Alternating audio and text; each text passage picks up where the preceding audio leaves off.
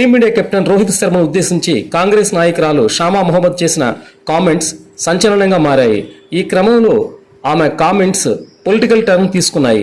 బీజేపీతో పాటు సొంత పార్టీలోని కొంతమంది నాయకులు, మాజీ క్రికెటర్లు, క్రికెట్ అభిమానులు ఆమెపై తీవ్ర స్థాయిలో మండిపడుతున్నారు. దీంతో ఇంతకీ ఎవరి షామా మొహమ్మద్ అని నెటిజన్లు ఆమె గురించి సెర్చింగ్ మొదలుపెట్టారు. షామా మొహమ్మద్ 1973 మే 17న కేరళలోని కన్నూర్ జిల్లా న్యూ మహే సమీపంలో చెరుకల్లెలో జన్మించారు.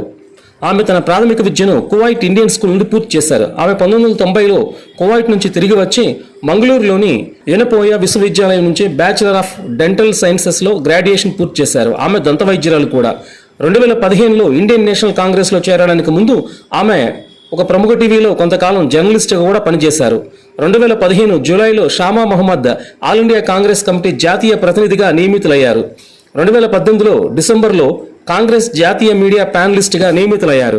షామా మొహమ్మద్ కాంగ్రెస్ పార్టీ కేడర్లో చురుకైన నాయకురాలు. అనేక కార్యక్రమాల్లో పాల్గొంటూ వివిధ మీడియాల్లో అలాగే సోషల్ మీడియా ప్లాట్ఫామ్లపై పార్టీ కథనాలను ముందుకు తీసుకెళ్తూ ఉంటారు. కాగా కాంగ్రెస్ పార్టీ షామా మొహమ్మద్ వ్యాఖ్యలకు దూరంగా ఉండి ఆమె చేసిన పోస్టును తొలగించమని కోరింది. ఇలా తన ప్రకటనలు మరియు పోస్టుల ద్వారా షామా వార్తల్లో నిలుస్తూ ఉంటారు. గత ఏడాది ఏప్రిల్లో కోజికోడ్ లోక్సభ నియోజకవర్గంలో ఎన్నికల ప్రచారంలో ద్వేషపూరితమైన ప్రసంగాలు చేశారనే ఆరోపణలపై కేరళ పోలీసులు షామా మొహమ్మద్పై కేసు నమోదు చేశారు.